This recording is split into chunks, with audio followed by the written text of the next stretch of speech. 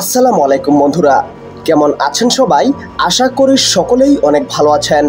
তো বন্ধুরা, ডক্টর ইউনূস সেদিন বলেছিলেন এই দেশের সব প্রতিষ্ঠান হাসিনা ধ্বংস করে গেছে। সেই ধ্বংসযজ্ঞের নমুনাই আমরা এখন এই বন্যাতে দেখতে পাচ্ছি। সেনাবাহিনী, বিমান বাহিনী চেষ্টা করতেছে, কিন্তু কোনো রিসোর্স নেই।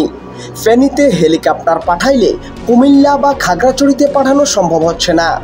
রিসোর্সও নেই, ম্যান পাওয়ারও নেই। অথচ বন্যা আমাদের জন্য কোনো হঠাৎ ঘটনা না, প্রতি বছরেই এই বন্যা হয়। অথচ গত 15 বছর ধরে হাসিনা এই মানুষগুলোর জন্য কিছুই করেনি, লিটারেলি কিছুই না।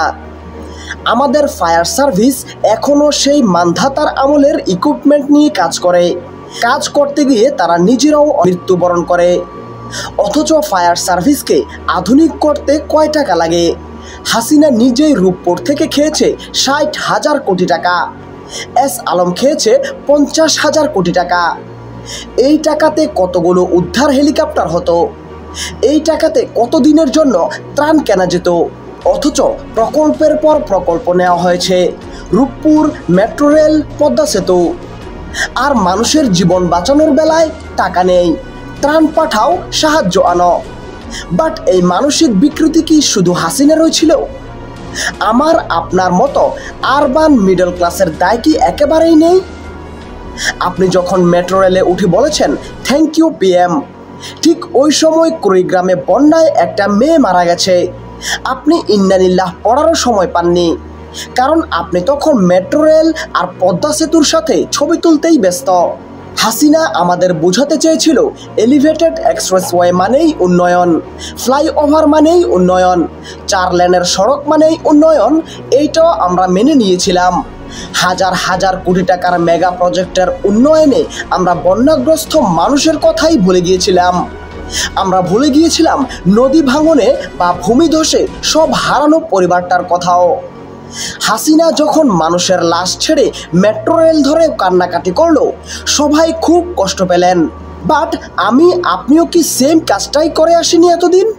খিলাফতের দায়িত্ব পাওয়ার পর খুব সম্ভবত হযরত ওমর খুব কাঁদতে লাগলেন। জিজ্ঞেস করা হলে তিনি বলেন, আজ থেকে নদী দিয়ে যদি কোনো কুকুর ভেসে যায় সেটার দায়িত্ব আমাকেই নিতে হবে। এ কি সহজ দায়িত্ব? উন্নত রাষ্ট্রের ডেফিনেশন ওইটা। একটা বিড়াল একটা কুকুরের জীবনের জন্য যখন রাষ্ট্র দায়বদ্ধ থাকবে, এটাকেই বলে কল্যাণকর রাষ্ট্র। আপনার মেট্রো রেল না থাকুক বা চকচকে রাস্তা না থাকুক, বাট বন্যা হলে একটা মানুষকে উদ্ধার করার সামর্থ্য যখন থাকবে, জীবন জীবিকা হারানো কৃষকটার পাশে যখন রাষ্ট্র প্রয়োজনীয় পয়সা নিয়ে দাঁড়াতে পারবে, ওইটাকেই বলা হয় উন্নয়ন।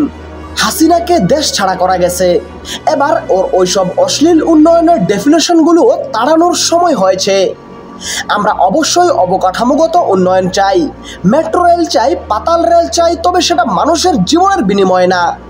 হাসিনার পাপের প্রায়শ্চিত্ত নোয়াখালী, ফেনী, কুমিল্লা বা কুড়িগ্রামের মতো বন্যা কবলিত এলাকা থেকেই শুরু হোক। মানুষের যেটুকু করার করেছে, আরও যা করার ওইটাও আমরা সাধারণ মানুষ হিসেবে করতেছি। কিন্তু রাষ্ট্রের দায়িত্ব হলো উদ্ধার ব্যবস্থাকে আধুনিক করা, পুনর্বাসনের দায়িত্ব নেওয়া, একটা মানুষকেও যেন সর্বস্ব হারাতে না হয়। ভর্তুকি, বিনা সুদে লোন, যত রকম সাহায্য করা সম্ভব ওইটা এনশিওর করা।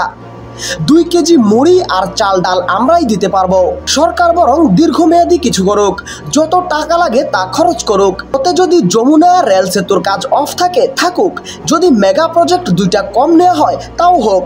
হাসিনার বাংলাদেশে মেগা প্রজেক্ট মানেই ছিল রাস্তা, ব্রিজ এবং বিল্ডিং বানানো, কিন্তু আমরা চাই নতুন বাংলাদেশের সবচেয়ে বড় মেগা প্রজেক্ট হোক মানুষের জীবন আর জীবিকা।